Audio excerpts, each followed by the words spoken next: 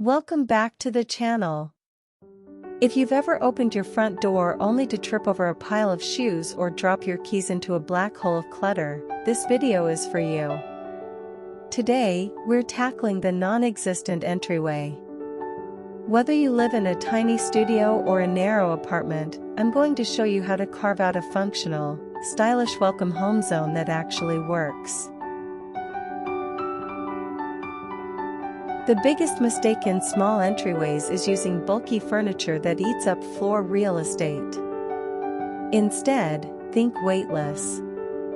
A slim floating shelf acts as a drop zone for your essentials. Pro tip: place a small decorative bowl or tray on the shelf. It's a designated home for your keys and AirPods, so you never have to play hide and seek when you're running 5 minutes late. By keeping the floor underneath clear, the eye sees more square footage, making the whole area feel lighter. Apartment hallways are notoriously dark. To fix this, we use the reflection rule. A large circular or arched mirror is your best friend. It captures whatever light you have, even if it's just from the kitchen, and bounces it into the entryway. This creates the illusion of a window where there isn't one. If you have the space, add a small, warm-toned LED lamp or even a plug-in sconce. Soft lighting at the door feels much more inviting than a harsh overhead big light. In an open-concept apartment, you need to tell the floor where the entryway ends. A durable, low-pile runner rug is the perfect boundary marker. Choose a pattern that can hide a bit of dirt, and make sure it's thin enough that your door can swing over it easily.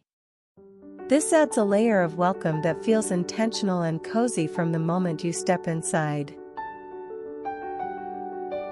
Let's talk about the elephant in the room: shoes.